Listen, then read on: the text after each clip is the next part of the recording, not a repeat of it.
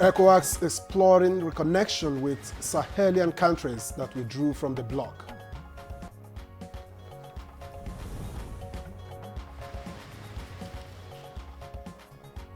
A bill aimed at lowering Nigeria's election costs passes second reading.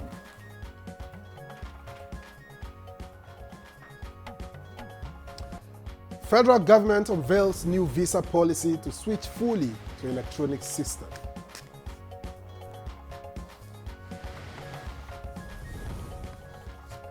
And then good morning, Nigeria. Today we shall be discussing Eid-El Fitr celebration.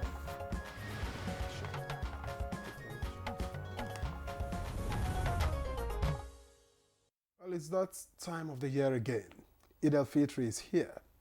The celebration that marks the end of Ramadan month-long dawn-to-dusk fasting. Absolutely, Victor. Eid-El Fitr literally means festival of breaking the fast. But you know what's interesting? You won't know the exact date until the night before, depending on the sighting of the moon crescent. Talk about suspense. Yeah. But once the moon is spotted and proclaimed by Islamic leaders, the celebrations officially begin. But long before then, the excitement is already in the air. Families start making plans, shopping, and getting ready for the big day. And you can see it everywhere. The markets are buzzing, tailors are working overtime. And of course, talking about tailors, some are ready to disappoint, of course. And people are buying, everything new, just for the celebration. Gift items, of course, food. After all, Eid is all about giving and sharing. And let's not forget the rush. Roads, motor parks, and airports are getting busier as people travel to reunite with loved ones. It's a beautiful sight, but also a logistical challenge.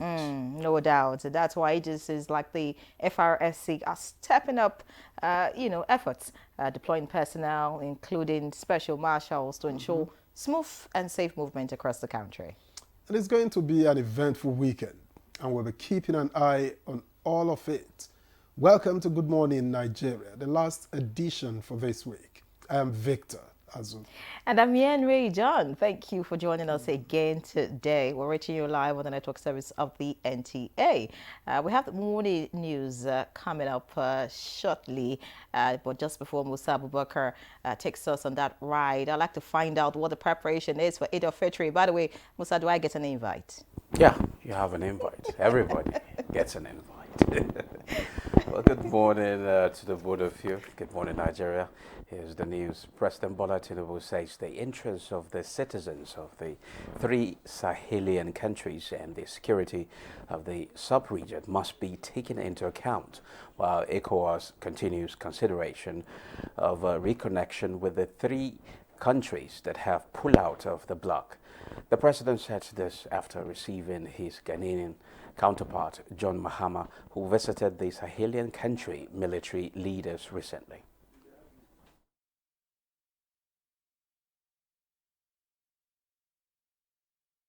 It's my duty to come and brief him on some of the concerns that were raised there. The innocent people in this episode are the citizens of those countries. Not much about us, the leadership. The citizens must be the first, beneficiary. Senate has passed for second reading a bill that seeks to amend the Electoral Act 2022 for enhanced citizen participation in the electoral process. The bill also aims to reduce the cost of election in Nigeria. The inadequacies of the extant Electoral Act 2022 have also resulted in the exclusion of elected office holders, which include the President, Vice President, members of the National Assembly, governors and their deputies, members of the State House of Assembly, chairmen of local government, councillors, members of the National Working Committee of Political Parties, among others, from participating in the convention, congress, or meeting of their political parties they belong to. Meanwhile, the House of Representatives has withdrawn its resolution on the second reading of two bills aimed at revising the immunity clause and capital punishment provisions in the 1999 Constitution. This decision was made at Thursday's plenary, where 31 additional Constitution alteration bills killed second reading. That the House will take a second look at it, and cognizant of the need to rescind these bills, will resolve that these bills be rescinded by this House. And I thank you for your understanding. The sponsors of the bill will keep it until we debate later on in a more thorough, comprehensive form. Nigeria is rolling out a new visa policy that will change the way visitors enter the country. The Nigeria Visa Policy 2025 aims to streamline the process, eliminate visa stickers, and fully transition to an electronic visa system. The policy also ends the visa on arrival scheme, with efficiency and national security top priorities. The 1st of May till the 1st of August for regularization of immigration protocols in line with our laws. After that, we will move to the era of enforcement. The Nigeria Center for Disease Control and Prevention says its rapid response team have arrived in Kebbi, Sokoto, and Katsina states in response to the ongoing outbreak of cerebrospinal meningitis in the country. A statement by the NCDC head of corporate communication, Sani Detti, says Nigeria has now recorded a total of 807 suspected cases and 74 deaths from across 22 states, with a case fatality rate of 9.2%. The states of Kebbi, Katsina, and Sokoto are said to have recorded the highest number of suspected cases, deaths with relatively low sample collection rates necessitating urgent intervention. And those are the news highlights. Good Morning Nigeria continues after the break.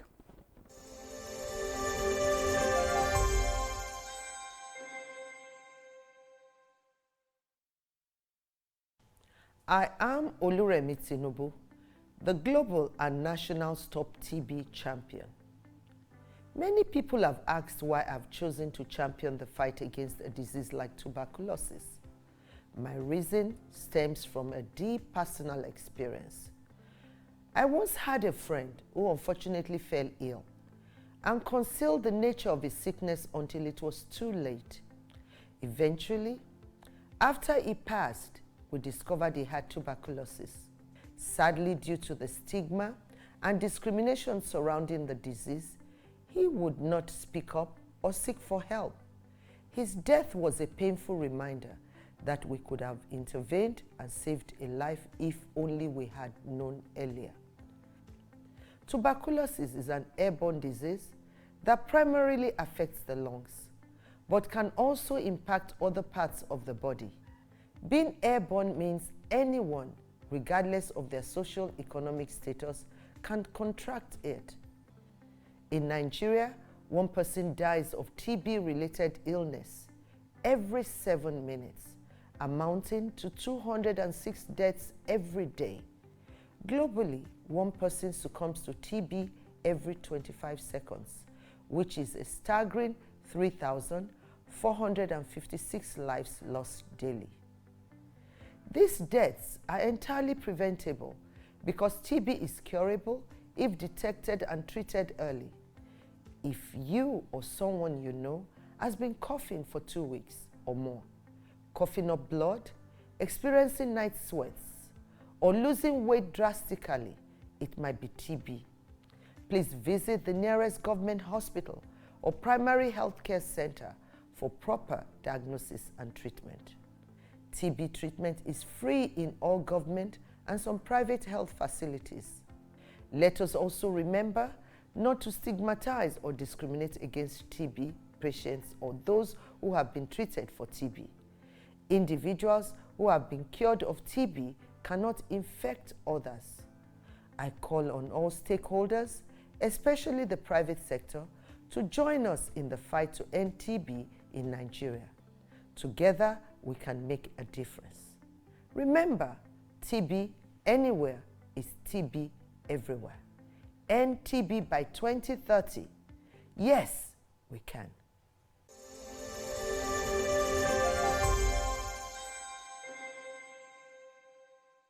Little body, big moves.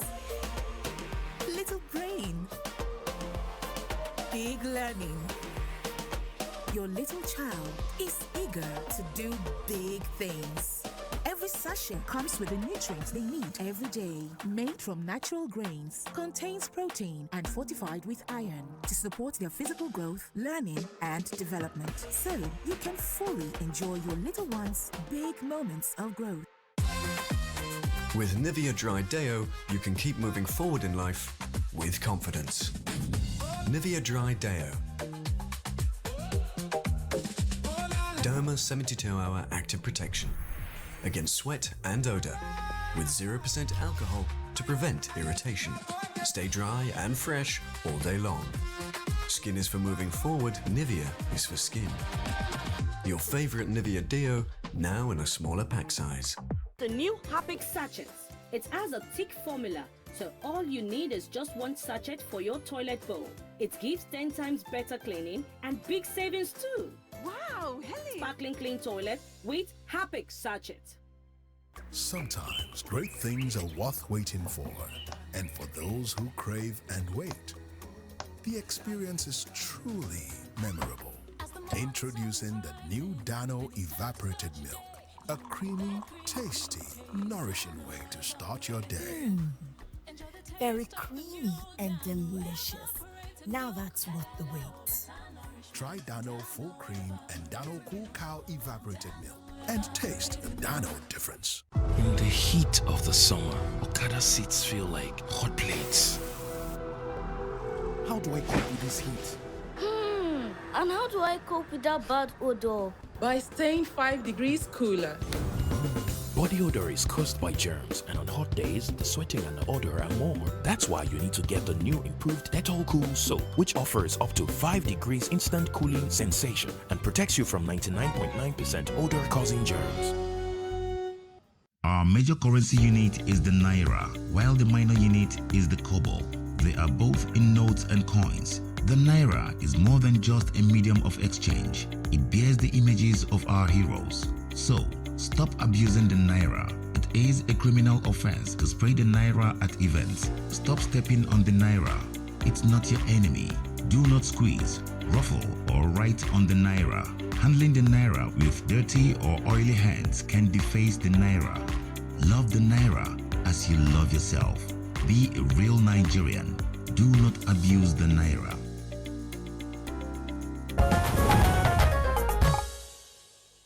Welcome back. It's still Good Morning Nigeria live on the network service of the NTA. And up next is Newspaper Review.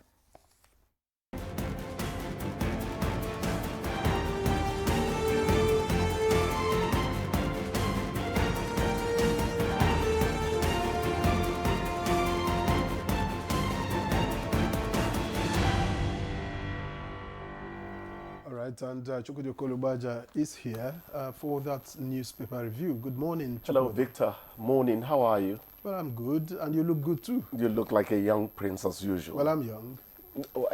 You're young, but I don't know about the monarchical edge to your dressing. Hello, my dear. Chukwudi, good to see you. Oh, the feeling is mutual. You know it. Not be that one. All right, let's see what the papers have this morning. We'll begin with the People's Daily.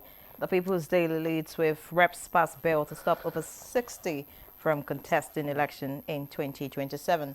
The writer Tinubu, Atiku, Obi, others may be affected. Above the lead story, reps probe 8 trillion naira annual loss to tax waiver abuse, and that's on page 2. Beside that, Senate moves to amend the Electoral Act to cut election costs. That's also right here on the People's Daily. And below the picture story this morning is that of the President of the Federal Republic of Nigeria and the President of Ghana. Below that, reps move to create Office of Prime Minister. Interesting. Below that, Nigeria Customs to deploy e-currency declaration form to curb money laundering. Salah, NSCDC FCT Command deploys 4,000 personnel. That's on page 7. And finally, from the People's Daily, Tinubu to mark 73rd birthday with prayer at Abuja National Mosque. All right, let's see what the blueprint has. The blueprint leads with a different headline. 2027 is the kicker. No vacancy as Tinubu's second term in office assured. That's credited to Akpabio. Below that, we have economy stabilizing according to Minister. President marks 73rd birthday at National Mosque. 6 citizens continued support. Just below the masthead, we have I am not against Sharia law in Southwest. That's according to Makinde. And above the masthead, we backed down on Kano Salah Doba to avoid bloodshed. That's according to Adu Bayero, and that's on page 7. Looking at some of the stories on the front page of the blueprint this morning, we have Rep's small 60-year age ceiling for presidential governorship aspirants. Make U-turn on immunity for vice presidents, governors, and deputies. Nimasa, that's the kicker of this one. Federal government moves to stop paying war risk insurance premiums. That's on page 21. You want to find out the details. And meningitis spreads to Gombe. 3 die, 30 hospitalized. Finally, from the blueprint this morning, we have River State of Emergency. Solved 90% political problems. Rivers State of Emergency solved 90% political problems, according to Okocha. Victor. All right. Let me also take off from the Rivers issue, this time credited to the APC, and that's on the leadership.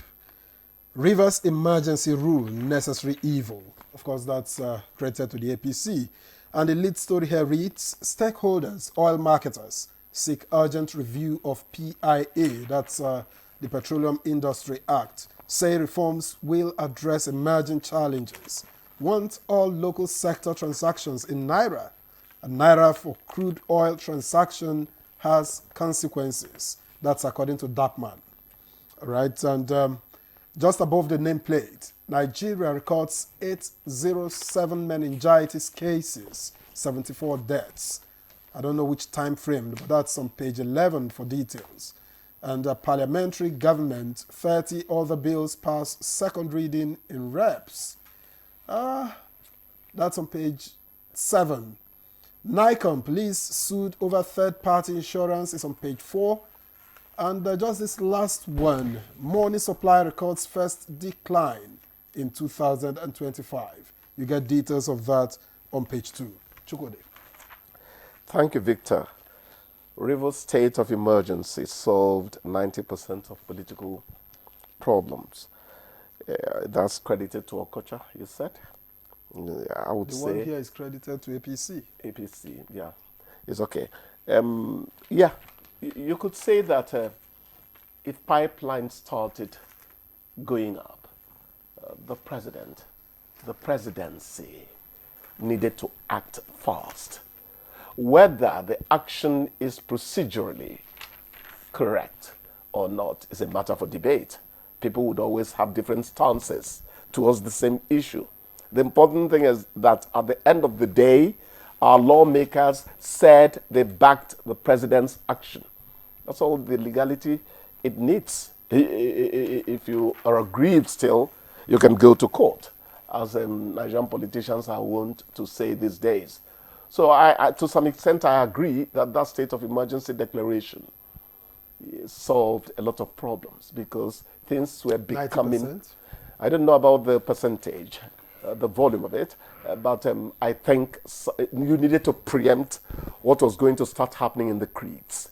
Remember, we dropped it here that not all African problems are solved by Supreme Court verdicts. We said that here. Having said that, the real storm ahead is how do you settle it? Because the things that caused the emergency, they are still there. The divisions are still there. They need to put on their thinking cap to bring these people together. Somebody said, who says Fubara cannot be impeached and all that. They started saber rattling. Maybe the kind of ethnic rivalry that we're seeing there would eventually make Fubara unimpeachable in the African sense. So look for other ways. Yeah, constitutionally, if you have enough numbers, you can impeach him. But then, what about the social cost of it? We warn you about the social cost of your action. Otherwise, irresponsibility may be traced to whatever you're doing, whatever happens. What we want is the good of the average Rivers person. And we hope we get there. We'll get there. Let men just create something for the environment. That means you go beyond yourself and consider the other man. It works. Now let's look at this, downstream realities. Stakeholders, oil marketers seek urgent review of PIA. The PIA was celebrated a few years ago when it was passed and signed into law as, providing the necessary governance structure for the petroleum industry. And now, the stakeholders are saying there's need to make amends. Dot the I's here, cross the T's, tweak here and there to adjust to the present-day realities so as to open up the space for long-term investment. Well, the specificity that would have enabled us make some accurate guesswork or, delve into it, they are not there. But the question you ask is, how long have we practiced the PIA, operated it rather, for us to begin to pick holes in it? At least give it time to show that it could work. Already, some aspects of it are beginning to show, that things can work here. Look at the kind of price war going on in the downstream sector now. That tells you that laws can work on the African soil. I'd say the African soil because African problems are similar across the continent. That tells you that it is the attitude of men that is responsible for certain things not working. Yesterday I said I didn't quite agree with the former president, Obasanjo, that democracy has not worked in Africa. Democracy as a concept has no problem. Democracy makes it easy for me to pick Victor as the man I want to rule me. Are you going back to the monarchical system? Is that what you want? It is our attitude. The insufficiency of integrity or total lack of it sometimes, that is our problem. So let us be people who wish themselves well so that Providence will wish us well as well. Indeed. And you made reference to the parliamentary system. Oh, yeah. I know that a few months ago, this is championed by the minority leader of the House of Representatives, by the way, and his argument is that it holds government more accountable because every day you can see the British Parliament, you are a member, you are the leader, but you are sitting with Parliament, you pick your team from the Parliament, and every day they are questioning you. The interaction is there every day, and it's leader, and that is, by the way, a smaller form of government, costs less to maintain. These were his arguments. It would be quite unfortunate if we belittle the acumen of those who are our lawmakers now, if we belittle their intellectual capacity or whatever. But I said just 2 days ago that I remember in 1999 when the chairman of the Senate Committee on the Judiciary and Legal Matters, Mike Ajebu, will come out and he'll say, hey, this man knows. Is it the case now that when our senators step out, when our House of Fresh people step out, that the kind of clout you felt in those days, is it still there? Please, I'm not impugning there. I'm just asking questions. You and I believe that broadcasting does not have the quality it had some time back. When the likes of Tokumbo Ajayi would teach me eligible on the air, and I would say, hey, how could she pronounce eligible as eligible? And I go there. And Bola Ige teaches me glamour, and it's not glamour. Who are those who are teaching people now? So it's not about lawmaking only. Life in Nigeria has been on the slide, and it doesn't seem to worry us. Any system would work. Maybe in terms of cost effectiveness, the parliamentary system may be argued above the presidential. But beyond that, it is the attitude of men that makes things work. All right, many thanks, Chukwudi. If you say things are sliding in Nigeria, the question will be who's responsible for that, and then who's going to fix that problem, because it's across all sectors. You start fixing from the family. The family unit collapsed. Mom and dad are forever out there saying that they're chasing the means of livelihood for the family.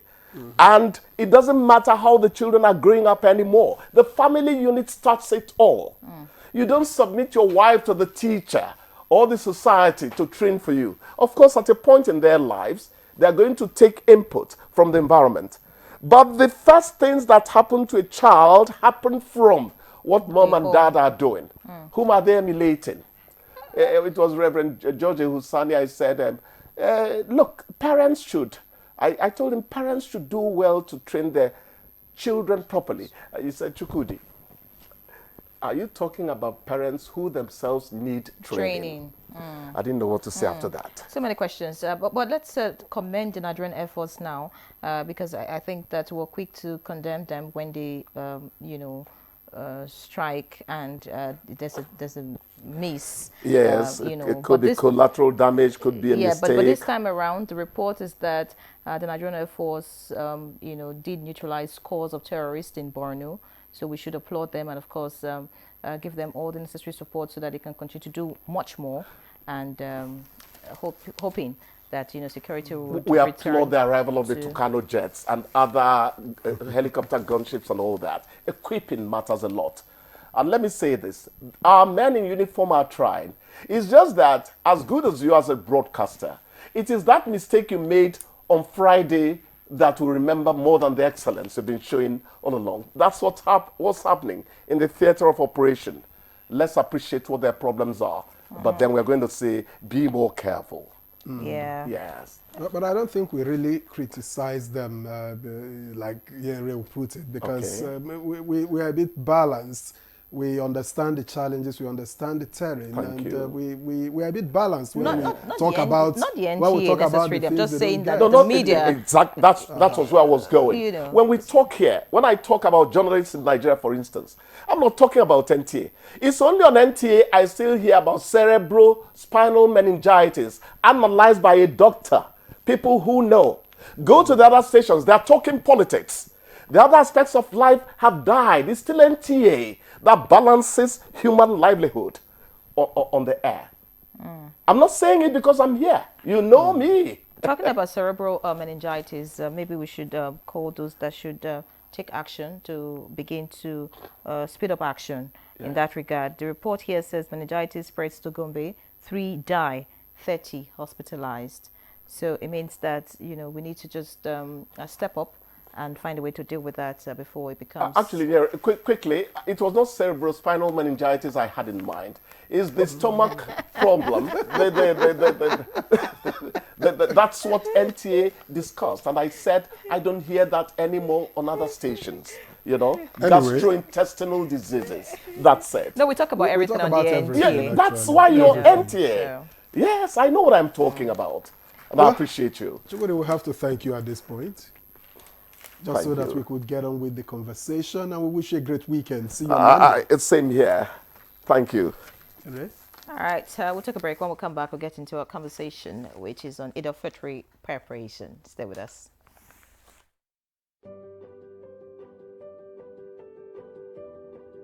Have you heard the news? The federal government of Nigeria, through its direct benefit transfer program, has started the disbursement of 75,000 naira per household in 3 installments of 25,000, 25,000, 25,000 naira. Each recipient must have a validated national identification number, NIN, to receive the payment on behalf of their household members. To benefit, your household must be in the National Social Register of Poor and Vulnerable Households in Nigeria. The federal government's direct benefit transfer program is helping to reduce the effect of suffering while promoting financial and economic inclusion for the poor and vulnerable population in Nigeria. My name is Joy Odagi. One man just called me one day, I did in my house, so I shocked. I say, my man say na 419. How they go call me? Say I register. I say I register. He say make I call my mark. Say make I call collect my with NIN. Make I call collect my ATM card. Call collect money. Now me I go. I go with my husband. He say na 419. I reach there. He say he real. They pay me my 75,000 naira. I use the money put for my business, eat for inside. teach one person how to make soap. To get the card, you need AIN. This message is brought to you by the Federal Ministry of Information and National Orientation, Federal Ministry of Humanitarian Affairs and Poverty Reduction, in collaboration with the National Social Investment Programs Agency, National Social Safety Net's Coordinating Office, and the National Cash Transfer Office. In the heat of the summer, Okada seats feel like hot plates. How do I cope with this heat? And how do I cope with that bad odor? By staying 5 degrees cooler.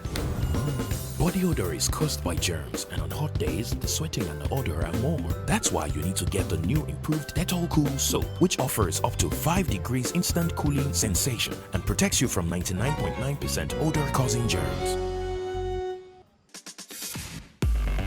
The sport is very, very important to the special kid needs. Engaging in this kind of activities, moving the wheelchair with the strength, is a form of exercise to reduce that stiffness of the muscle. It makes them to be self-dependent, not depending. We should believe that there is ability in their disabilities.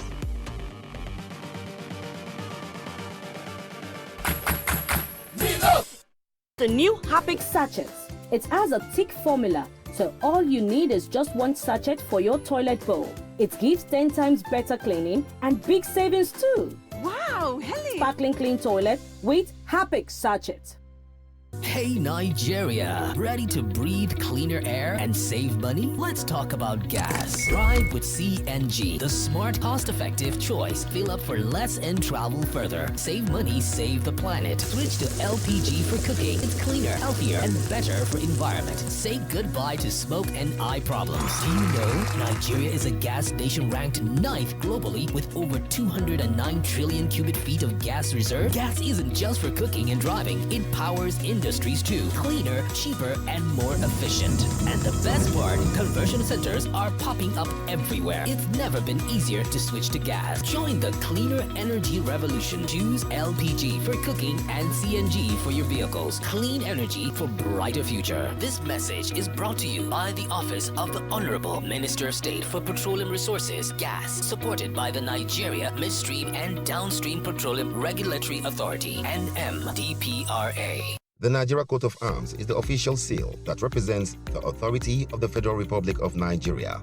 hung on the wall behind the seat of the principal officer of the government, supported by the portrait of the serving President of the Federal Republic of Nigeria. It has 7 features.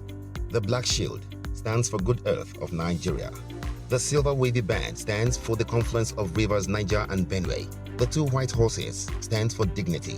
The yellow flora is a common wildflower throughout Nigeria. The red eagle stands for strength. The wreath is in our national colors of green, white, green.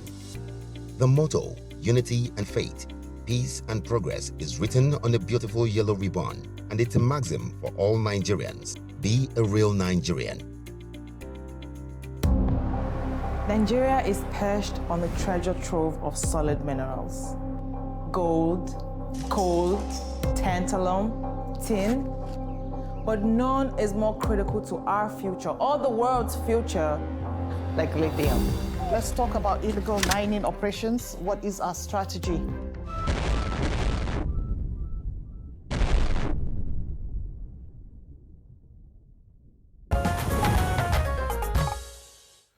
Thank you for staying with us. You're watching Good Morning Nigeria on the network service of the NTA. Just before we introduce our guests for this conversation, which is on Eid-El Fitr preparations, let's take this background report. It is put together by Ibrahim Belogunda.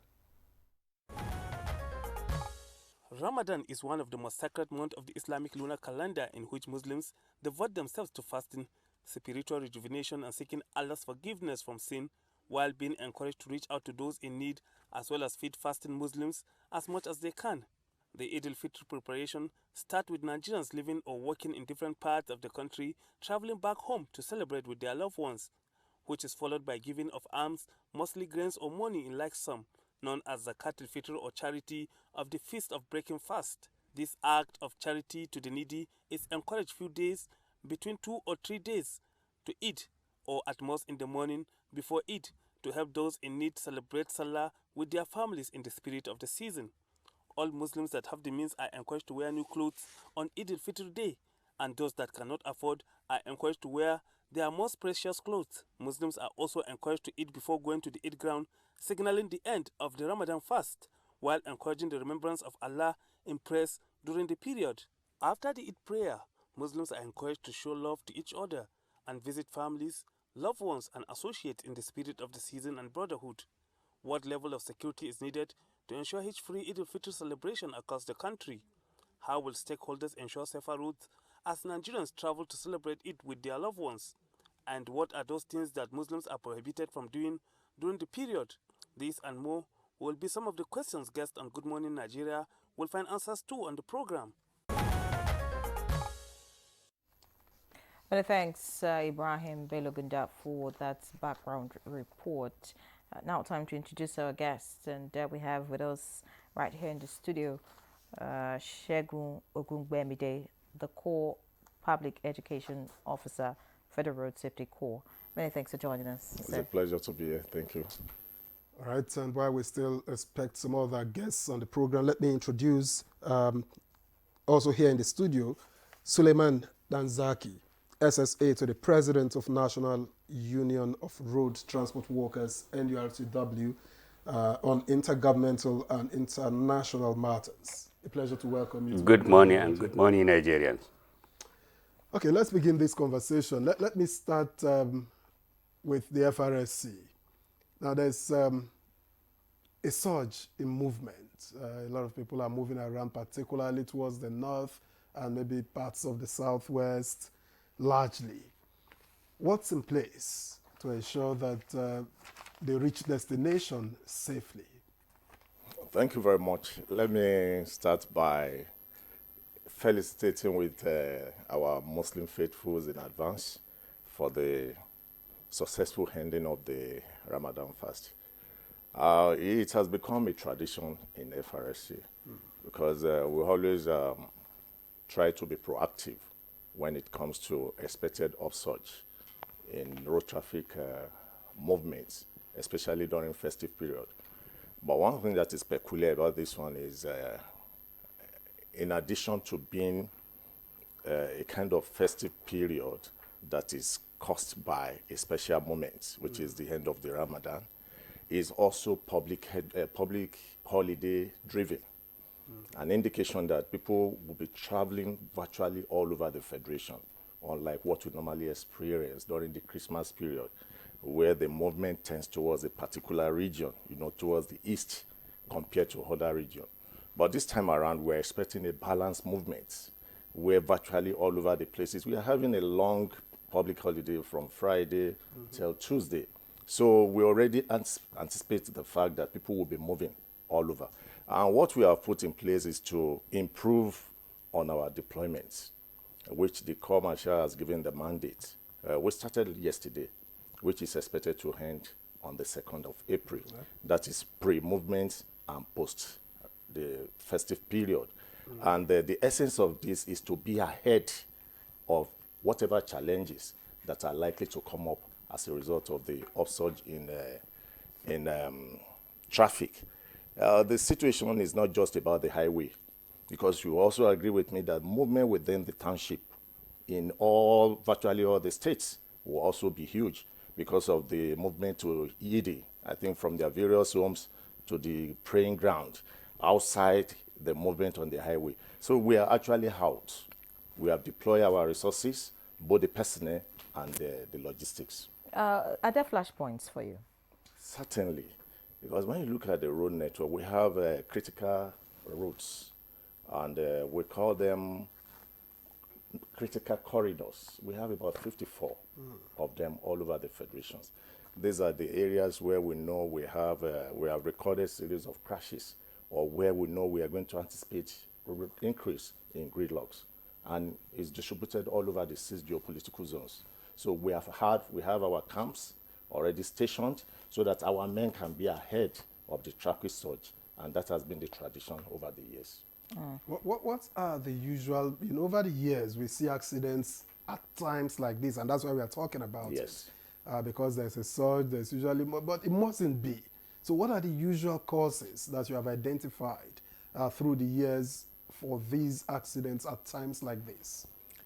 Anytime you have increase in road traffic movements, there's always a chaotic situation, impatience mostly, which is everybody tending towards the same direction, trying to get there, even when we know that the situation does not permit what we have on ground. You have challenges to battle with. You have the state of the road. You have the increase in vehicular movement. You have even the weather to also bargain with. When I say weather, you know, at times the season determines what we see on the highway. When you are traveling during the rainy season, you know what is expected. Like this time around, let me say what we noticed is that we have more of traffic movement tending towards the north because of movement of our trucks that are carrying fuel. And when you are in the midst of all this movement, definitely to slow down the movement of other vehicles that are having commuters to apply with. And these are the problems we have over the time that made us to believe that what we do is that our public education aspect is what we should emphasize on, talking about giving more of advocacy to our motoring public.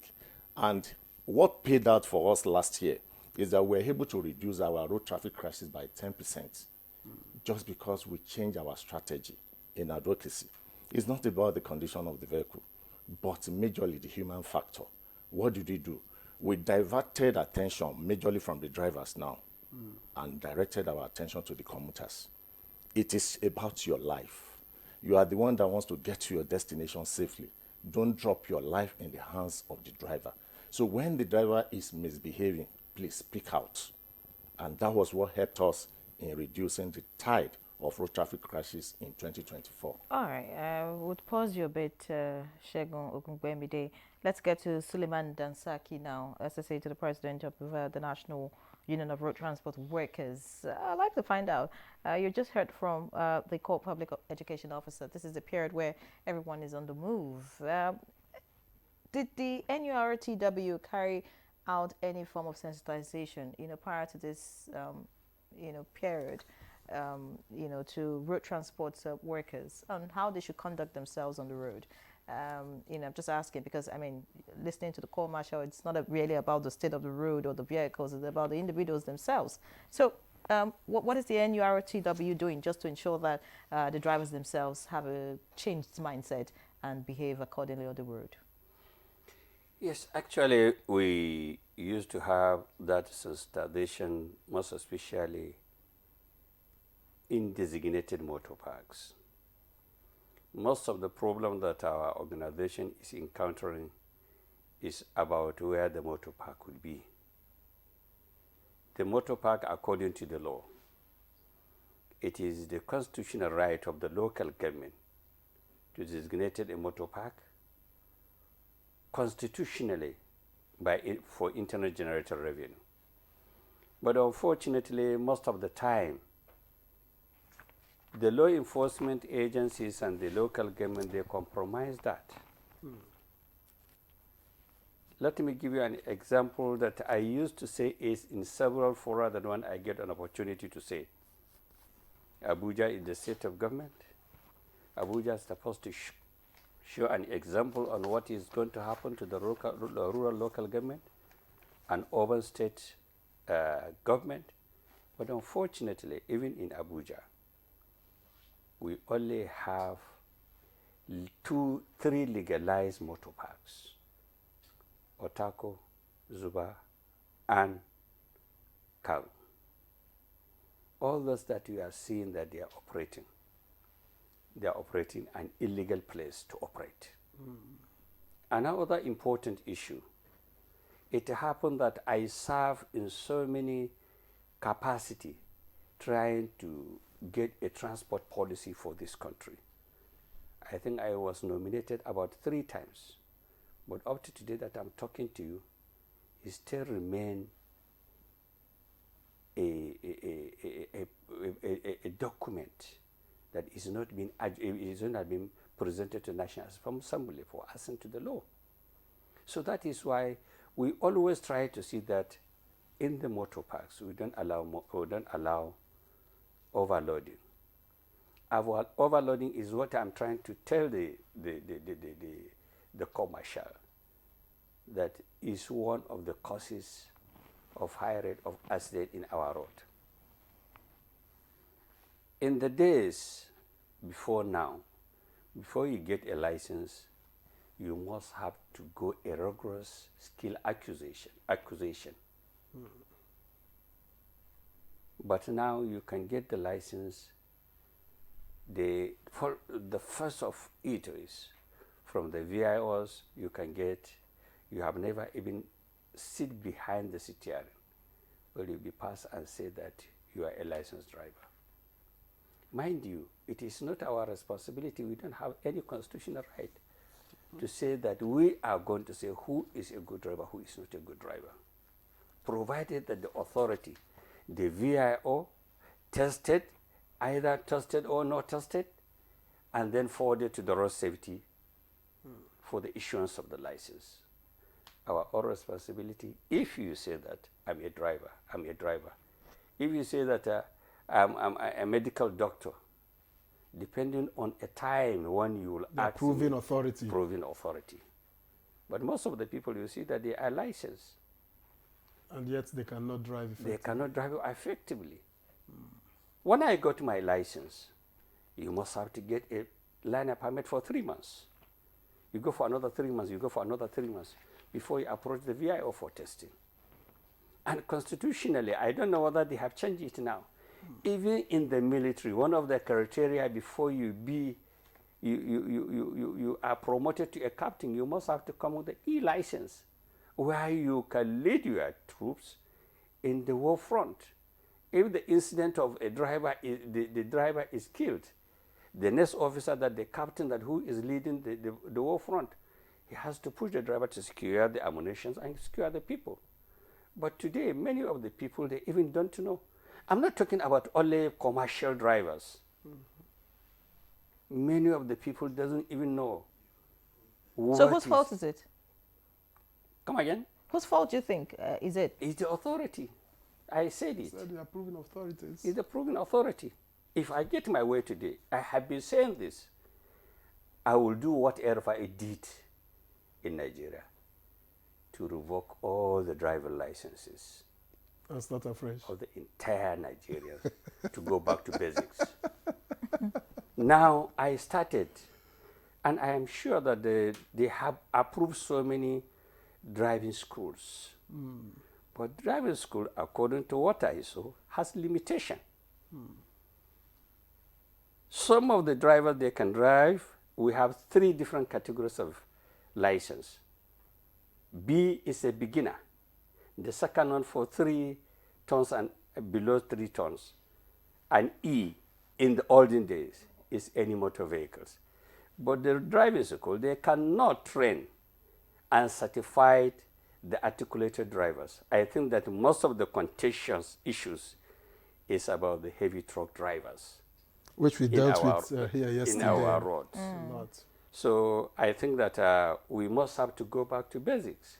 Okay. Truly, you cannot just call me a journalist simply because I used to see you in the television. I must have to go to the school and be trained for that. So that is one of the most important things we have to recognize. You see, since you're putting the blame on the agencies, that should get people certified to be on the road, what is the NURTW doing to ensure that the drivers are also qualified, to be in that sector? You just talked about being a journalist, for example. Now I'm asking that in regard that you see some drivers, poor eyesight, some you see have some kind of, some of impediments that would affect them when they drive. You see around motor parks, you see alcoholics around, you see alcohol being sold and all of that. You see some drivers who, you don't regulate how they move. So, basically to imbibe best practices. Exactly. So what do you do what are you doing? Best practices? Let me go back to what I have earlier said. You see, the constitutional right for who is to control the motor park is local government. So any NURTW has no business. We are all but you collect levies. Imbibing best practices. I'm coming. You know, we are tenants in the motor parks. We know our members. We know who is supposed to be a good driver. Let me give you an example. Most of the trailer drivers that you see, whether they are, forget about the stretchers, you can't be an articulated driver without spending more than 2 years for skill acquisition for that. And in the motor park, if you go to your car now, immediately you open the door, before you sit down, I know how the grade you will be as a driver. We have drivers who can sit down and drive.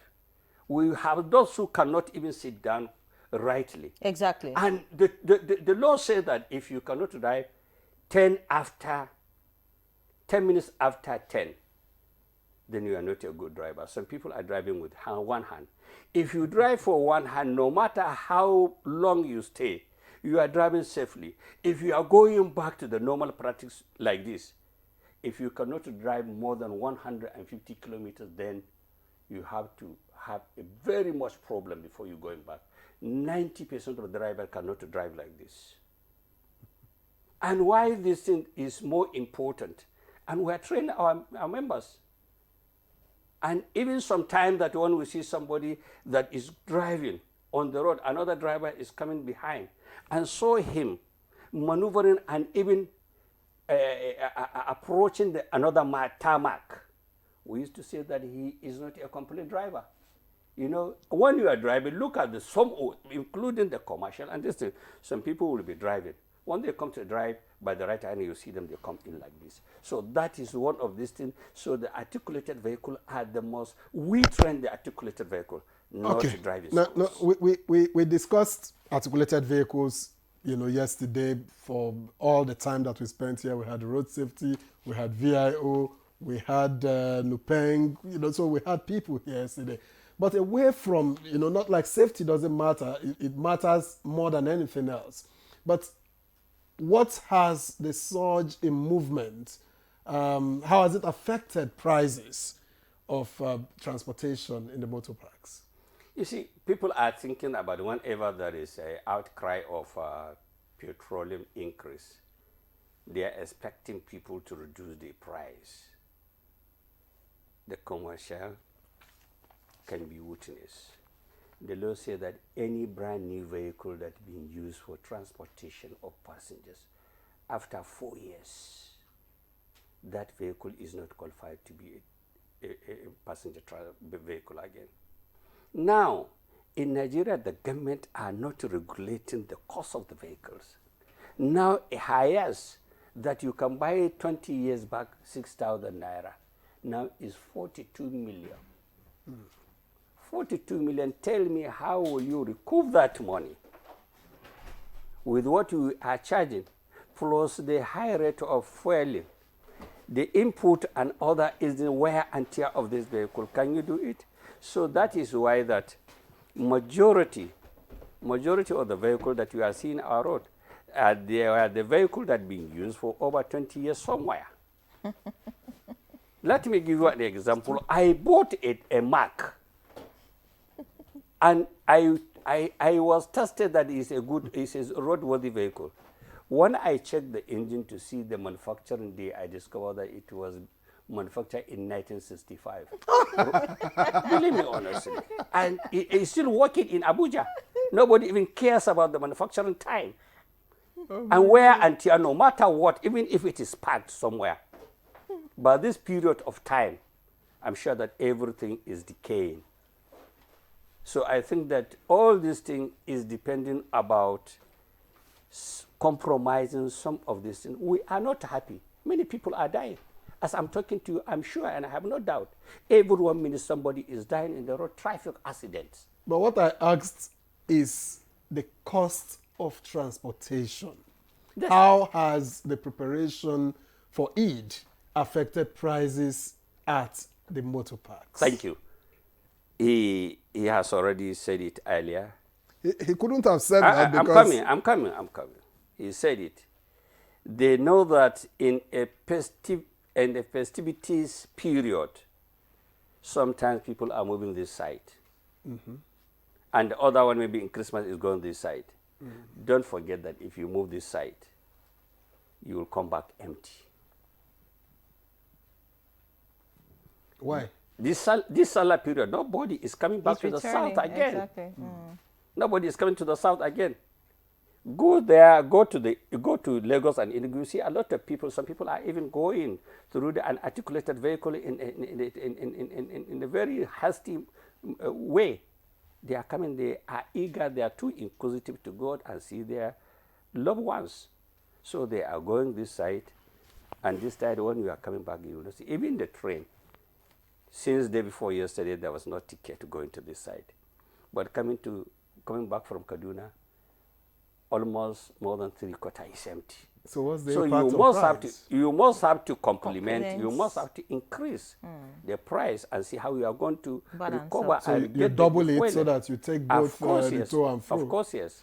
All right, many because thanks. there is no policy for that. Many thanks, Suleiman Danzaki, for your insights. Very interesting. By the way, that vehicle of yours, thank you for reporting it. We're going to seize it. Impound it. All right, let's get to, before we get to the FRSC, we have joining us now Imam Samim Yusuf Al-Hassan, the Deputy Chief Imam, Muslim Community Center, Juma Mosque, who says on 3 Abuja. Many thanks for joining us, Imam. Thank you very much. All right, so let's get back to Segun Ogungbemide. A lot of issues have been raised about what the FRSC is doing in ensuring that there's sanity on our roads. He's talked about the driver's license. That's been an issue for a very long time. You talk about underaged drivers. You talk about the kind of drivers you see in articulated vehicles and all of that. What is the FRSC really doing, to ensure that people who are driving are people who should be driving and those who are qualified to drive? That's actually where we started from, where what my big boss mentioned was where we took off from before we got to where we are today, where we had indiscriminate acquisition of driver's license, where those that were not trained, not properly trained, had reason to get driver's license. And we had series of crashes happening all over the places. He made mention of driving schools. Before, you can just get an hamlet, and the next thing you are a driving school, and you start issuing driver's license. But FRC came up with what we call DSSP, that's driving school standardization scheme, where we had to certify your driving school. You have some criteria that you are supposed to meet before you can be allowed to start training people on how to drive. And outside that, we introduced what we call compulsory 26-day syllabus. That is, before you can even be fit or be given a certificate, you are expected to be trained for 26 days. And after that, you now be tested. That's computer-based tests for you to now, before you now present yourself to VIS, tested, and now asked to come to FRSC. It is a tripartite thing and is introduced to enable us articulate these compromises so that we can, put up the necessary intervention and solve the problem. When it comes to law, it's not about the authority. Every climb that we have law being adhered to, it takes two to tango, the people and the authority. For you to have about 500 vehicles, trucks being brought into the system, you should be able to ask yourself, where are the drivers coming from? But the next day you see all these trucks being driven by somebody. I can assure you, even those trucks that you see, many of them are not having driver's license because of the system we have in place now. It's not as easy as he has just said it. For you to get a driver's license in Nigeria today, unlike before, you can't just go to the market and pick it. You must go through the process. And the process has now been compromised. Anybody that tells you today that he has a driver's license and he just got it yesterday, without going through all this process, you know he's holding a fake driver's license. It's not in our database. And as of today, we can boast that Nigerian's driver's license is even being recognized in Western world, which you can use to drive pending the time you are able to acquire their own. FRSC has, in collaboration with all other agencies, have tried over the years to make sure that we improve on the regime of our driver's license. And we'll continue to improve on that. That's what we are still doing. All right, thank you very much. Of course, we dealt sufficiently with all of these yesterday. But let me launch Imam Tamim Yusuf Al-Hassan into this conversation. Eid is fast approaching. What is the spiritual essence of the whole celebration, and how should the Muslim Ummah prepare towards it? Thank you very much. Alhamdulillah, as you have said, Eid is quite approaching. Preparations expected of the Muslim Ummah, first of all, one has to recognize that Eid is not just a normal ceremony that people should do what they like in the name of maybe happiness or whatever. Everything in Islam is regulated. One has to do whatever he wants to do as a Muslim according to the provision of the Quran and Sunnah of the Prophet Sallallahu Alaihi Therefore, preparation expected of a Muslim for Eid-El Fitr, first of all, one has to make sure that the spirit of the celebration, meaning the unity of the Ummah, and also peace, love, and togetherness of the Ummah, Muslims, both Muslims, neighbors, non-Muslims, everybody is to be carried, can I say, to be carried along in the celebration. Because if you have a neighbor, for example, who is a non-Muslim, you have to extend the gesture of Eid to him. For the Muslims also, you have to exchange gesture of Eid to them. As a family man, for example, one has to make sure that he do the best he could in order to make his family happy by providing new clothes if he has the means, food, drinks, and so on. And then the celebration, for example, must be regulated. One should not allow his children in the name of celebration to go and do something that is forbidden in Islam. Let's say, for example, for them to go and drink or to engage in some plays that are not permissible in Islam. Therefore, these are some of the preparations expected of Muslims to make. And then on the Eid day, early in the morning, one is expected to take bath and get prepared to the Eid ground, whereby every Muslim is expected to be there, men, women, children, and so on. To the extent that our Prophet ﷺ mentioned that even the women who are menstruating, who are not allowed to pray, they should not observe prayer. But the Prophet ﷺ said that let them participate in Eid, not to engage in prayer, but for them to see, to share the happiness of the day and also the prayers being offered by the Muslims on the Eid day.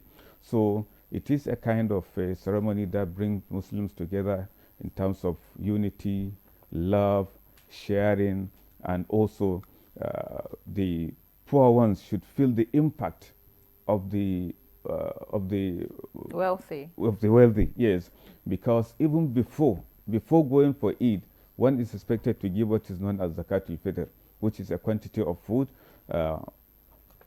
for a head of family should give on behalf of himself and on behalf of every member of his family. The Prophet ﷺ said that the wisdom behind that is that let there be nobody begging on Salah day. Let everybody have something to eat, so that happiness will be complete. Because if you wake up on Salah day, people have new clothes, they have food, they have this, they have that, but you and your family, you have nothing. There's no way you can be happy. So the Prophet ﷺ said that let everybody be happy through circulation of food. Those who do not have, at least they should have something to eat on that day. And also, another wisdom behind it is that it serves as purification for some shortcomings recorded by a Muslim during his or her fasting. So these are some of the wisdom. So after making this preparation, then one should get ready for Eid prayer, where one is going to meet so many people whom he missed, for example, for so many, maybe since last year. Because some it's only on Eid day that you meet, because they are coming from a very far distance. You are also coming from very far distance. Therefore, you don't meet on Friday. You don't meet. It's only maybe annually sometimes. So it gives happiness to everybody, the children, the women, the adult, and everybody. Thank you. All right, many thanks, Imam, for running us through what Salah should really be like. But is Salah a period to be extravagant? I'm just asking. Yes. Are you supposed to show off? Are you supposed to go above your limits? Are you supposed to borrow just to make the celebration grand? You see, in Islam, extravagance is forbidden by the text of the Quran and hadith of the Prophet ﷺ. Allah says, وَلَا تُبَذِّرْ تَبْذِيرًا, do not be extravagant. And he who is extravagant in his life, Allah says, إِنَّ الْمُبَذِّرِينَ كَانُوا إِخْوَانَ الشَّيَاطِينَ, they are brothers of Satan. They are brothers of Satan. So that is enough for one to go far away from being extravagant.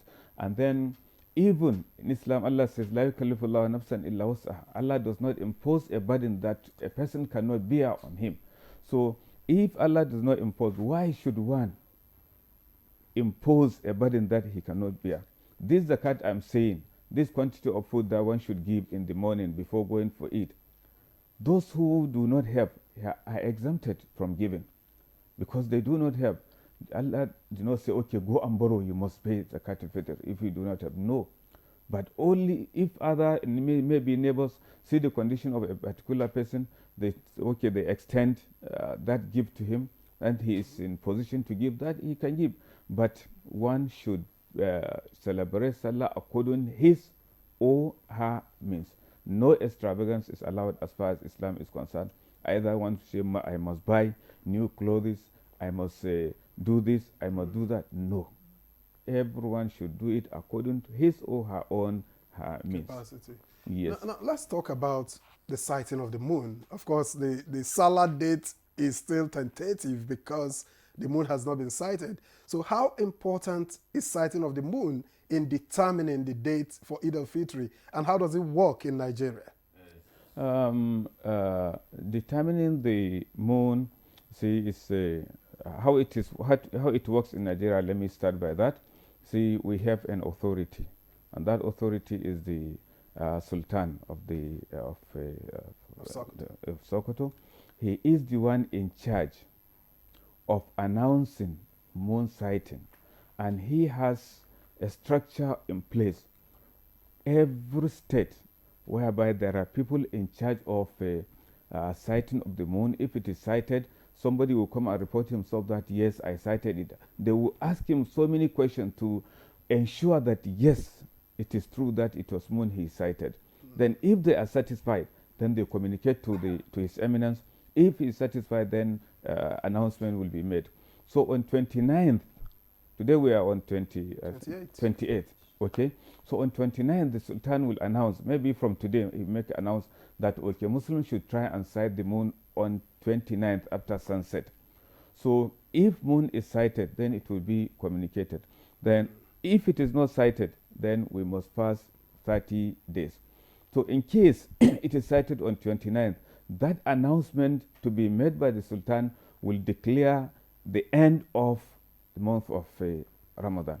But if there is no such announcement, then we have to Salah will have to move forward. Yes, it has to be, we have to observe fasting of 30 days. So after observing fasting of 30 days, then there is no need of sighting for the moon, whether it is sighted or it's not sighted, because in Islam, month cannot pass 30 days. Yes. So automatically the following day is Salah. Salah day. Yes. All right, Imam. I'd like to stay with you just a bit before we move on to our other guests. Ramadan is referred to as a holy month, and Muslims observe the do's and don'ts during Ramadan, and this some people just feel that once it's Salah, it signals freedom from, all the do's and don'ts Yes, of yes. Ramadan. Is that what it should be, really? You see, that's it's indeed great misunderstanding from some Muslims, or let me say they follow their desire, because as someone who observes fasting of Ramadan, it's just like passing through university. You graduated, for example, as an engineer or as a medical doctor or whatever. You have to be able to defend your certificate. So all of us now should be considered after Ramadan as students of Ramadan. We should be people who acquire taqwa, piety, which is the backbone of everything, success in this world and the hereafter. And it is something that will restrain an individual from committing something that is wrong, whether he is in public or he's in isolation, whether somebody will know, whether nobody will know. But Ramadan should teach an individual discipline. So by the time Ramadan ends, the lessons Muslims learn from Ramadan should be extended up to another Ramadan when the lessons are going to be renewed. But for someone who will say, okay, Ramadan has finished, okay, therefore he continue doing what he, not, that one does not understand what Ramadan means. And it means that he did not gain anything from the lessons of Ramadan. Therefore, since even during Ramadan, the Prophet ﷺ said that رُبَّ صَائِمْ لَيْسَ لَهُ مِنْ صِيَامِهِ إِلَّا الْجُوعُ. Some of those who do observe fasting, they do not have any share from their own fasting except that they punish themselves of hunger and thirsty. Why? Because they did not restrain their organs. Their mouth, they talk anyhow.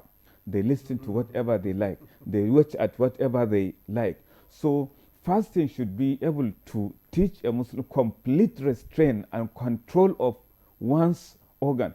Your tongue, don't talk until what you are certain. Something that you know that it will not invite the anger of Allah subhanahu wa ta'ala against you. But if someone just release himself, just talk anyhow, it means that person does not understand even the purpose behind the Ramadan fast. So right inside the month, some have even defeated the aim of Ramadan. What more of after Ramadan? You see, those people will automatically go back to their normal life because Ramadan did not even make them to change anything. Yes, while it means to help to create discipline in an individual. Your mouth, don't talk except something that you know it will not invite wrath and anger of Allah against you. Don't backbite. Don't blackmail. Don't use your ear to listen to something that is not allowed in Islam. Your legs, don't go wherever that is not permissible by Allah subhanahu wa ta'ala. So for someone who understands this message or this objective behind Ramadan, there is no way after Ramadan you see him going back to things that are not well. It's somebody who can now depend his certificate. As I'm telling you, that it is just like a school whereby someone graduates as an engineer or something of that nature. So you see, Ramadan will teach person, he'll be more disciplined. So that's how, what is expected of impact of Ramadan in Muslims. Imam, I listen carefully to all that you've listed, and I worry for those when you say they must not hear, because sometimes you never know what you are going to hear until you hear it. And when you have heard it, I'm not sure if there's a remedy. You on here. But deliberately, for example, somebody decides to listen to something that is obscene, for example, something that is criminal in nature, or something that is immoral. That one is one's decision. But as, for example, as one is passing, he just... You listen mistakenly. Yes, that one. One is not going to be held responsible for that because it's not intentional indeed. All right, thank you very much, Imam. That's interesting. But let me get back to Suleiman Danzaki. Is there anything that passengers should know regarding possible delays in road movements as a result of the mass travel at this time? Well, a passenger and a driver, whenever you pay your fare, is contractual agreement. You have the right to tell the passenger, the driver, that I don't want you to go more than 100 kilometers. We used to tell him. The passenger also have the right. And another important issue is that whoever after leaving the park, after the leaving take-off point, when he add more passenger, the passenger have the right to report him back, and that driver will be sanctioned. We have, you may not know that we have what is called an internal control. At times, we book our vehicle that movement in and out of the park. And before arriving to the destination, then whatever you give the first turn that you took from this thing, even if the second one overspeed and overtake you and go there, that he must have to wait. That is why we are saying that we need a serial collaborations with the road safety. We have that collaboration. Even before, when the Decree 45 of 1988 was promulgated during the military era, NURTW was part of the governing body of the road safety. I was part of the advisory council. But unfortunately, sometimes there is so many lapses that they must have to be corrected in executing the road safety. Let me give you a small example. A vehicle that was invented in 1842 was moving to 2 kilometers per hour. 2 kilometers per hour, but at that particular time, when the person who was driving, the driver was moving, he got a sloping point. So he has a brake failure and he has a fracture. That is why the bulky of the traffic law is more than what is on the aircraft. And the articulated vehicle and the aircraft, they have what is called similar and simple operations. We attended the ILO Convention number 56, which we argued in Geneva. We all agree that an articulated vehicle, anybody who is driving articulated vehicle, will be regarded and employed as a diploma holder. And Nigeria was part of that law, that treaty, and signed. But they are not applying, and the road safety, they are doing their best. But unfortunately, they have only a specific period to operate. They are only operating in the daytime. And most of the accidents, 80% of the day is occurring in the night. But will this season, are we likely to see, delays on the roads? This is for planning purpose. Passengers, is there anything they need to know regarding possible delays on the roads, maybe because of the number of movements, the number of people moving towards certain areas? The more congestive on the road, the more delay on the road. And another important issue that which we are trying to dodge. I'm not happy when you invite the PTD and other people. Why? No, I say I'm not happy I was not in. Okay. Yesterday. I will have told them maybe probably what they don't know. They were talking about so much crashes on the road accident. When it happens in Alaba, I went there to see what is happening. When it happened in Uwani in Enugu, I went there. When it happened in Iwere, I went there because at that time I was in charge of the heavy trucks.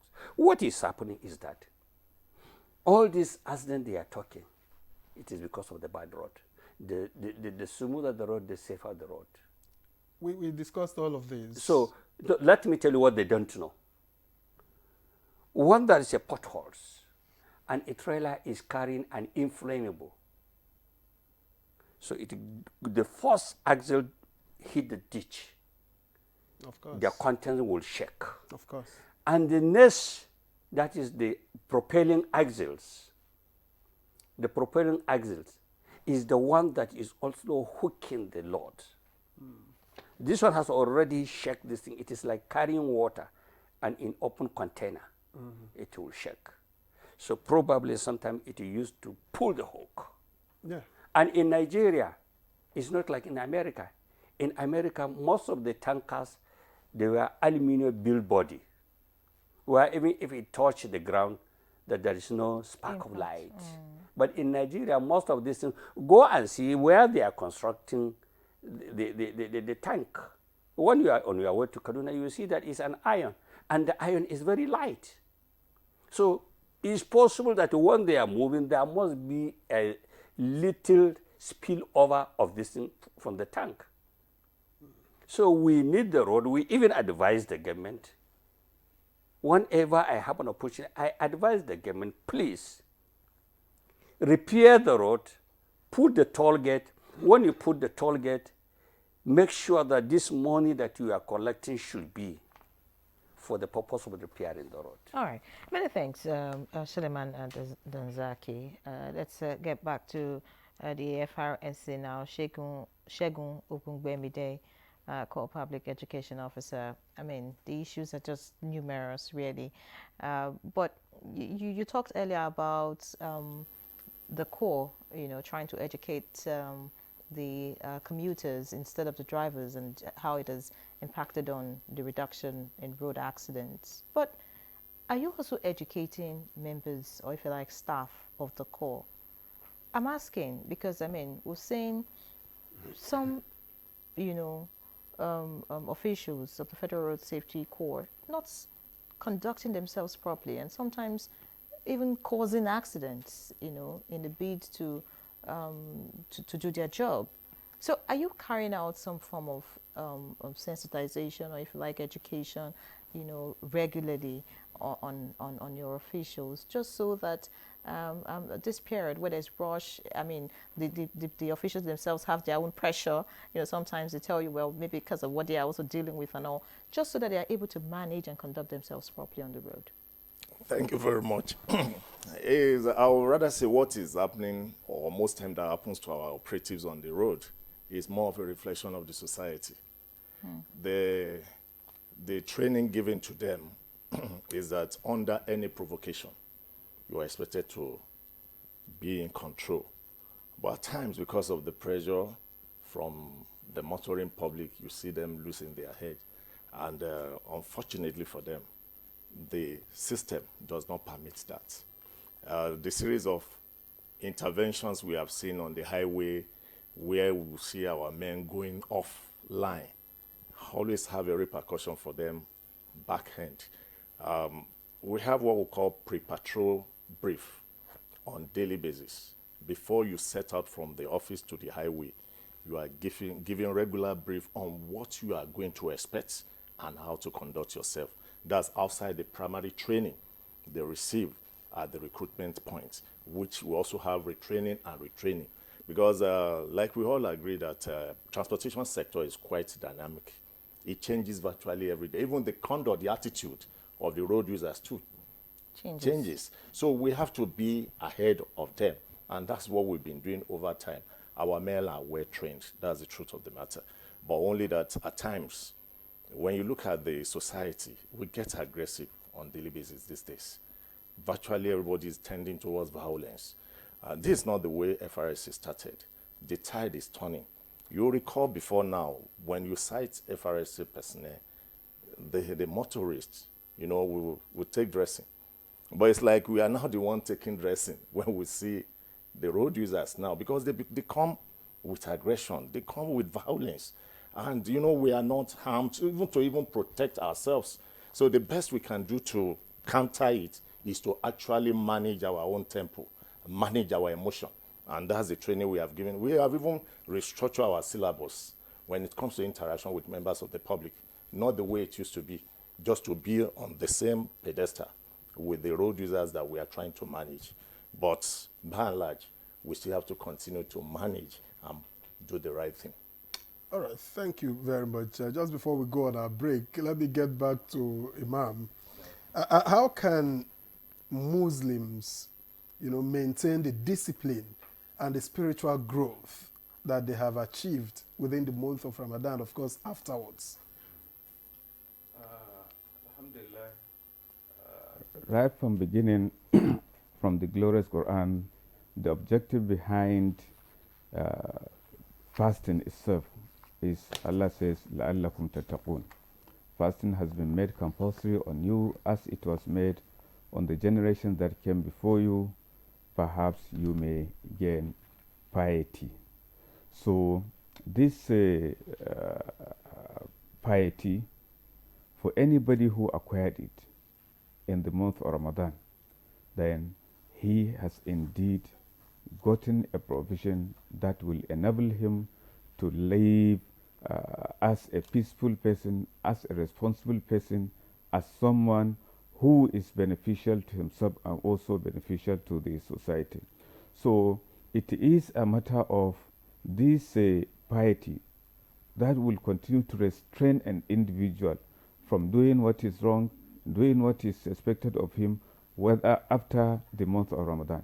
Because as I have mentioned, if somebody should fast the month of Ramadan and thereafter then he continue doing some maybe immoralities he used to do before Ramadan, or maybe new ones he introduced, it means the fasting did not benefit that person. So one should always reflect. If one wants to uphold these lessons, one should always think, always reflect that, as the Prophet said, that you should worship Allah though as if you are seeing Him. Though you do not see Allah, Allah the Most High sees you. So if one is in public, if one is in isolation, one should bear this in mind. Whoever knows that Allah is monitoring him, there is no way maybe after Ramadan he will do something that is expected of him. All right, many thanks, Imam. I'll pause you there a bit. Of course, we'll get back to you. Talking about monitoring, we're monitoring situations at the Milto Parks, and we have one of our correspondents, Ekene Undulwe, who joins us now to give us a feel of what is happening. Ekene, can you tell us where you are exactly, and what are the feelings you have about those traveling, the drivers themselves, and the situation of Milto Parks? Okay, Yanre, good morning. I'm right now at the Jabi Park in Abuja, and I know you can see besides me, you see travelers, coming in. There are a lot of vehicles here. People are making travels ahead of the Salah celebration. As you know, we are in the month of Ramadan, and the Eid-El Fitr celebration marks the end of the 30 days fasting for Muslim faithful. It is a period that people are expected to make travels, visit their hometowns, visit their family members, their loved ones, and spend the end of the fasting period, which is the Ramadan season. And ahead of this, we are here at the park to see how people are making travels, if there are increased travelers, and what is the cost of transportation. I'll be speaking with the Assistant Secretary of the Jabi Park here in Abuja to tell us the situation of things. Okay, please come over. All right, here with me is the Assistant Secretary of the Jabi Park. Okay, good morning, sir. Yeah, good morning. Okay, we are at your park right now. So we'd like to know the situation of things with travels. Are you seeing increased number of travelers, and what is the cost of transportation like at this period? Normally, by now, we hope that the passengers are supposed to move more than that, but everything is scanty. But we are hoping maybe by tomorrow, today is a working day, we're hoping by tomorrow, then we start seeing them coming in. And for now, we cannot be able to increase any price of the transportation because there's no passenger yet. Okay, but prior to this year, other years, today is Friday, the last day of the working week. What has it been like over the years? Is this year different, in terms of the number of travelers that we are seeing here? Over the years, the passengers moved down. The previous time, by now, at least we started getting passengers. But unlike now, we don't really understand what is happening. People say there's no money. That was why they did not travel. But hopefully by tomorrow or next tomorrow, we are hoping at least we can be able to get some passengers. Okay, We can also see that some vehicles are actually loading. We'd like to know what is the most traveled destinations from this park now. Mostly, unlike KB, they try. The passenger moves. At least we have about 2-3 cars that move today. But unlike Jos, it is the first one. The Gombe, the Yola, it still is the first one. So unlike the Kano, a little bit, you have some little passenger that comes and some other areas. But unlike Lagos, Lagos did not even move at all, unless Oshogbo and all other places like that. But really, we are still, the way I said it before, we are still hoping by tomorrow. Since there's no work tomorrow, then we can get a little bit out of the one we are hoping. Thank you very much. As you know, the federal government has already declared Monday the 31st and Tuesday the 1st of April as public holidays. So people still have from now till Sunday to make their travels and spend time with their family, on the public holidays. I also attempt to speak with one of the passengers around here to get feelers from passengers on the celebration, on the traveling, rather. Okay, come with me, please. Good morning, sir. Good morning. How are you? I'm fine, sir. Please, can you tell us your name? Please, can you come down and speak to us? Sorry. Okay, we are trying to get a passenger to talk to us. All right. Good morning, sir. Good morning. How are you? Fine, very fine. Please tell us your name. I'm Alhaji Kudu Chadu Mohammed. Okay. Which destination are you traveling to? Mina, Niger State. Okay. For you, what does this period mean? First of all, I have to thank Almighty Allah for sparing my life to witness this Ramadan, which is getting to an end between tomorrow and next. It's very, very important I see my family. My family, they are all based in Mina. And if they don't see me there, which means that there must be something might have happened. So God forbid, I'm healthy. I want to meet them. And my children are missing them, all of them. I just have to be there. Because it is very important during this period.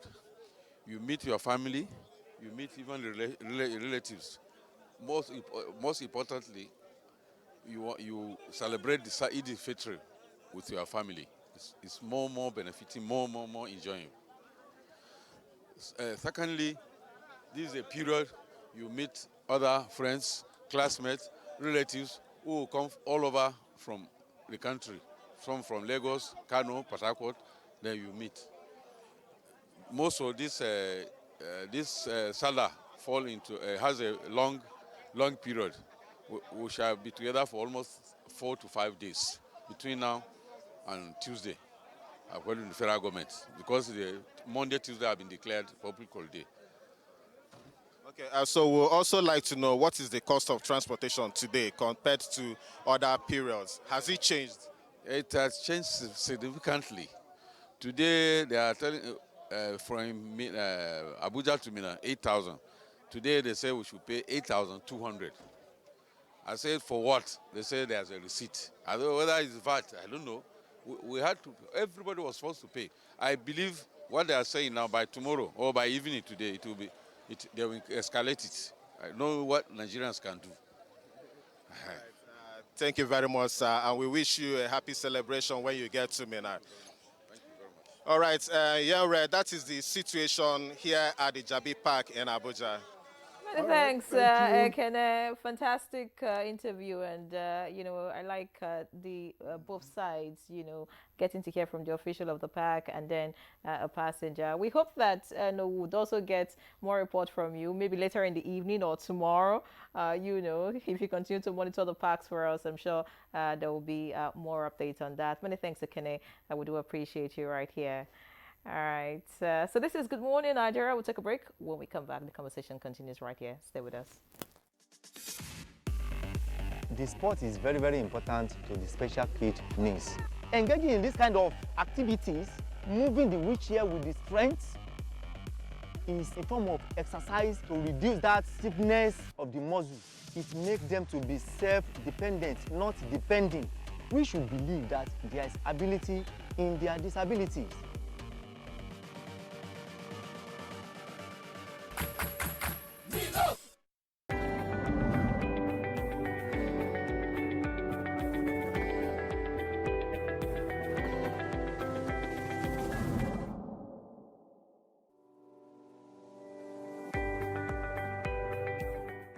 Well, creativity is so broad. I would say whatever it is that you're creative about, it takes a lot of practice before you become very good. So if it's something you intend to pursue, it's something you have to keep doing. You have to keep practicing. It's not going to be an overnight success, which a lot of people look for. But if it's something you're determined about, but the drawback rather, is that you need what is called staying power. While you're developing your creativity, you need to earn a living. So I know that's where the conflict usually comes in, especially with the hardship in the country and all that. But I think a lot of encouragement from the private sector to create incubator hubs. We've had some of those in tech. We need those across various sectors as well. Incubator hubs where these ideas can come in, be developed, be encouraged, be funded, and then we can expand it from there. Content creation, while it may sometimes get a bad rap, I think it's actually very important because we have to see ourselves. We have to see ourselves living our lives. We have to show and share our stories. I think that's very important. Now, the job after that is to be able to digitize those stories into something that can provide data and insights, that can ensure that we can be able to support whole-scale industry in these spaces, to ensure that the amount of money that each content creator is getting exceeds what is currently happening for many content creators. The same content creator who lives in Nigeria will be earning less than a content creator who's living in the US or the UK or Japan. And we've got to also bridge that gap because most of that is being driven by the ability of the consumers to pay for those goods and also the pricing that many of these platforms have.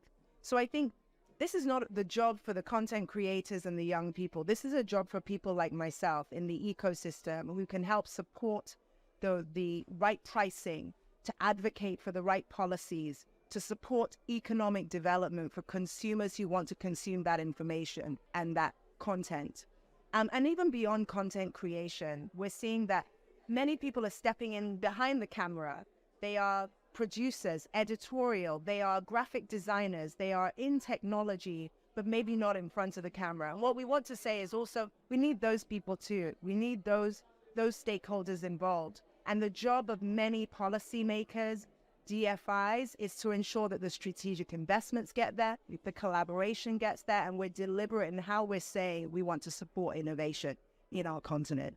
There's an age group where your brain function is at its maximum, and that's the age group we call the youth, isn't it? So we need the youth, the younger generation who have the energy, the imagination to be equipped with the proper education, the proper tools, the proper encouragement, and then take what innovation they bring out and turn it into mainstream developmental ideas. So you find a lot of things that are invented by people in school or straight out of school. We need our patent laws to work so that they can earn a living from their imagination. Once the imagination is just for a one-year festival or an event, then it's not worth it. Somebody creates something, we need to get our patent laws to work, we need to enforce them, and then the private sector can use those patents to develop things and encourage more people to be more creative. Back in the days, yes, you had to be an engineer, a lawyer, a doctor. Today we have programmers, we have AI specialists, we have people that are doing ethics on genetics. Those things didn't exist 50 years ago. So there are new areas that need to be explored. The question really, apart from the parenting, does our educational curriculum cater for what the needs of the world will be in the next generation? Because our curriculum is dealing with the issues of the past. We need the government and the private sector to redo the entire educational curriculum to be forward-focused, not retroactive.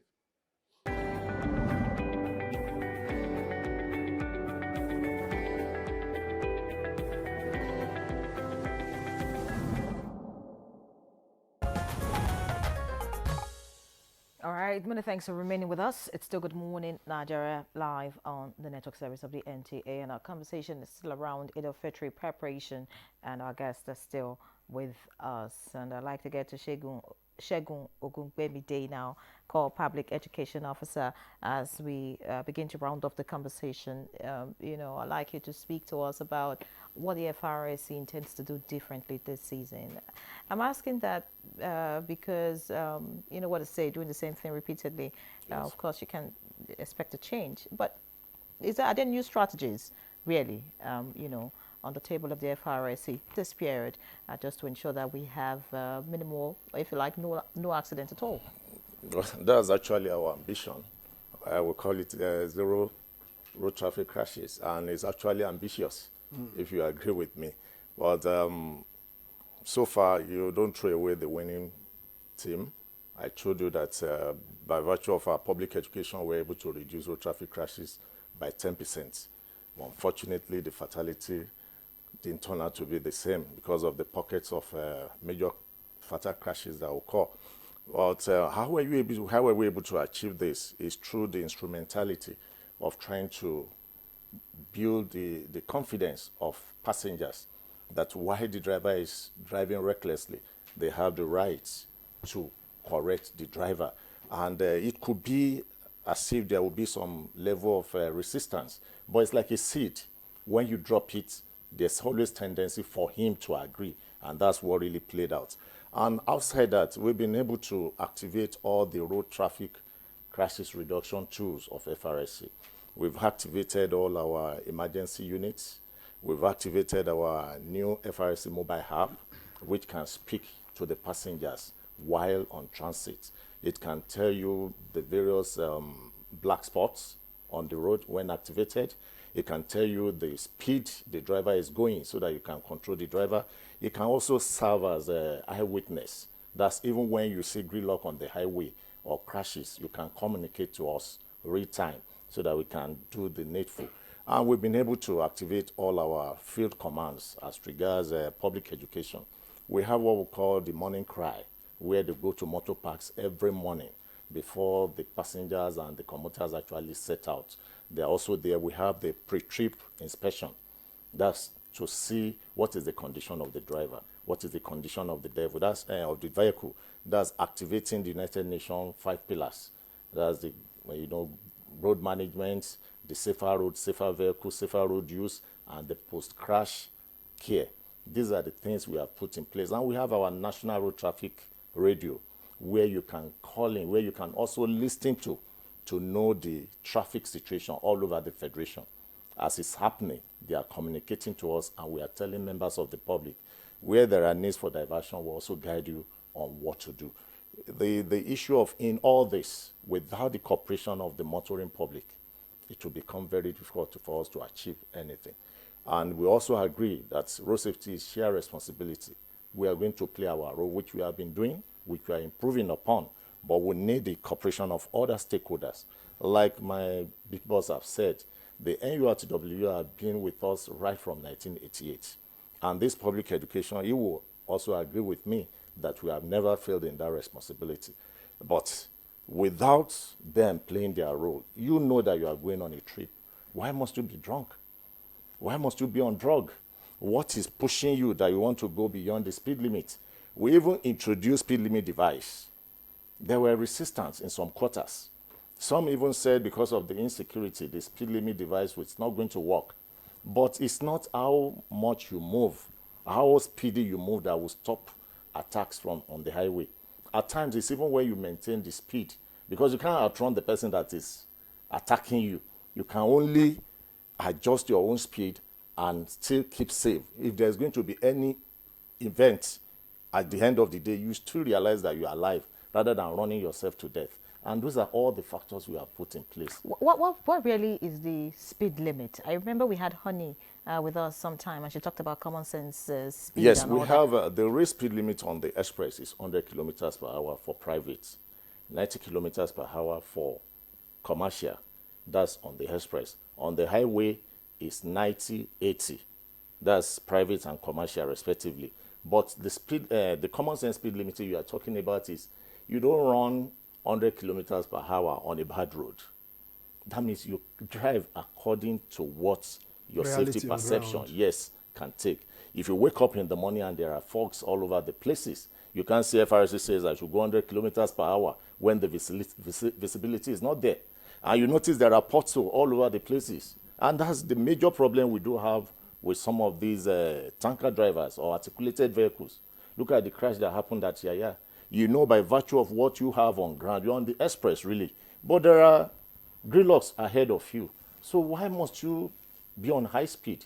So these are the things we try to send across to them. The road network in Nigeria is huge. The traffic volume is high. We cannot do route lining. The best means of reaching out to these people is public education, which we have continued to do regularly. But one thing that is certain this time around, I want to plead with motorists. If you know you want to reach your destination on time, please do the right thing. Because there's not going to be any compromise. The enforcement is already on high. Thank you. Thank you very much. Let me quickly get back to Suleiman Danzaki. Are there plans to increase, mobilize more vehicles, for instance? We anticipate that because today is a work day, that from tomorrow the build-up will continue, and you heard that prediction also from the field. Are there plans to increase vehicles, to be able to take care of the numbers that you will have at the park? And while at it, are there, spots that your drivers have identified as black spots when you talk about insecurity, perhaps road crashes and all that across the country? Yes, of course, I'm happy that you are asking this very big question. Sometimes it happens like this. We ask Kano and some other places to bring vehicle down to the south in this during festivity, most especially Salah period, where we know that people are moving this side. So that we used to mobilize some vehicle to even leave empty. Let them mobilize at least two passengers, that what we can help them to get fuel in the vehicle and then going back. And another important issue, you see, like I said earlier, is a welcome development. If the federal government will repair the road and make it standard, and then toll the gate with the two conditions. One, stakeholders must be part of this board. I'm sure when I was in the Institute of Transport, Zaria, we predicted that, but not road maintainer, Federal Highway Authority. Federal Highway Authority with the chairman and stakeholders are the board members. All this money is supposed to have an account separately, purposely for that. And another issue, sometimes you used to give government all this, but because of the selfish interest and corruption, people will circumvent to that. An example, we even say that it will be cheaper for government to bring back the road camp. When we are young, there's a road camp 6 miles. The camp will be here, and then the headman will be supervising 3 miles here, 3 miles here. In the morning, he will ride his bicycle to see where there is a blockage on the road and this thing. So a drum of bitumen can help a lot in repairing the road. But do you know that? And I travel from Nigeria to Ghana, from Togo to Tema. There is an interlocking road, cement concrete road, that lasts for 70 years. But when we bring it here, we are part of the policy we are talking, and they realize that maybe the annual budgetary for road construction is not going to be forthcoming.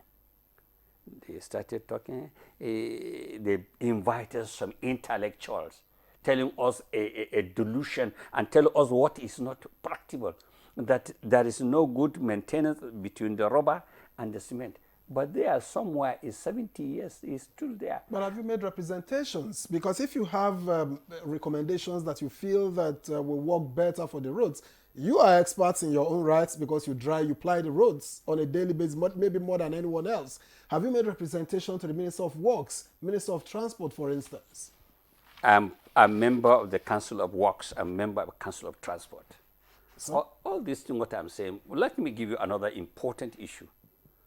When the South Africa wanted to put their policies, they invited everybody, including students, journalists, farmers, and everything. Look at the situation where we are. How are you going to put this policy? How is it going to affect you with their salaries? And they have, in Africa, is the best policy. We call it the Pretoria road policy. But in Nigeria, when you go to all this ministry, that you see the bulky report about that one. But the problem is about the corruption. And I was told directly that Dangote wanted to build the road, contract this road. Many thanks, Suleiman Danzaki. It looks like we need to have you on a different conversation. Maybe, talk about the safety and, of course, our road network. Yes, because of time. We're running out of time on this particular edition. Let's get to Imam Tamim Yusuf Al-Hassan. And now, as we round up the conversation, what's your advice to Muslims as they plan to celebrate Eid-El Fitr, and of course non-Muslims? What should they do? How should they, support Muslims as they celebrate Eid-El Fitr? I want to advise the Muslims to celebrate Eid-El Fitr peacefully. And also, whatever one is going to spend, let him make sure that he did not overspend or spend something that he does not have. One has to go and borrow. No. When you borrow, when are you going to pay? That is the problem. So celebrate the Eid according to your own means. And also, those who observe that a particular brother or sister or home house have problem, please let them be of assistance to them. Let them extend hands of assistance to them so that they will also be happy.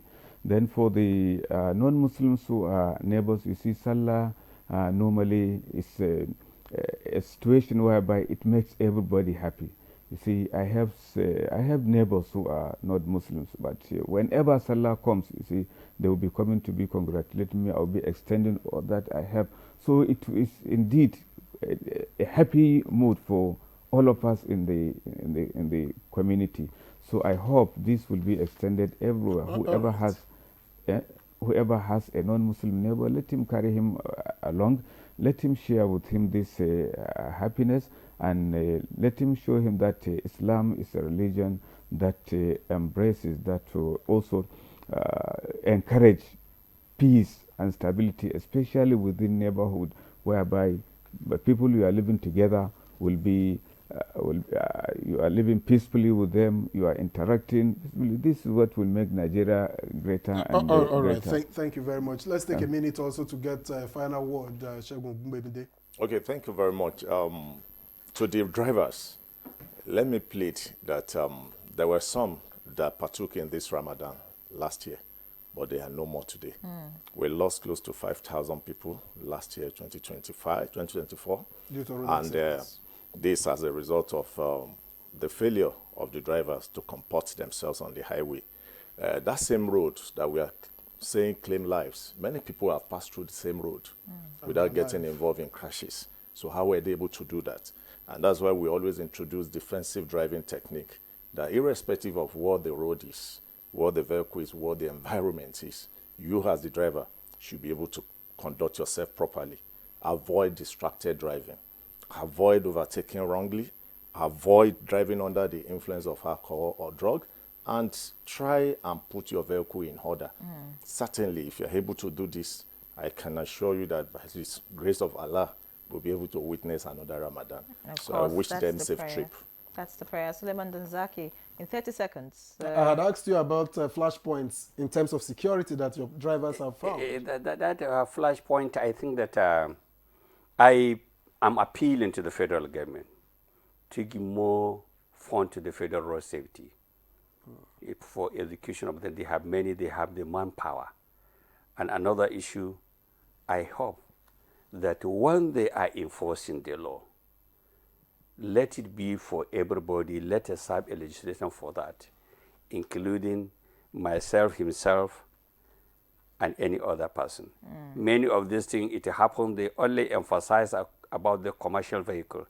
And many big men, Ministers have an azan, but it was silence. Let's publicize it that this is what is happening. And let us be a universal execution of law. Let everybody become conscious of this thing. And the speed limit should be for everybody. Thank you so much, Suleiman Danzaki, SSA to the President of the National Union of Road Transport Workers on intergovernmental and international matters. Many thanks for being our guest. Thank you. We appreciate your insights on the program. Of course, Imam Tamim Yusuf Al Hassan, Deputy Chief Imam, Muslim Community Center, Juma Mosque, Use Zone 3, Abuja. Many thanks. And of course, we wish you happy Eid-El Fitr in advance. Thank you. And Shegun Ogungbemide, Core Public Education Officer. It was a delight to have you. And we hope that the officials will do the needful on the road and would have minimal accidents as much as possible. Thank you very much. By the way, Imam, I hope we get an invite for the celebration. I'm your neighbor, don't forget. I don't know about Victor. No problem. You are invited. I'm Henry John. That's a package of Good Morning Nigeria this Friday. We wish you a very happy celebration and, of course, the public holidays ahead. All right, and I am Victor Azur Ramadan Karim.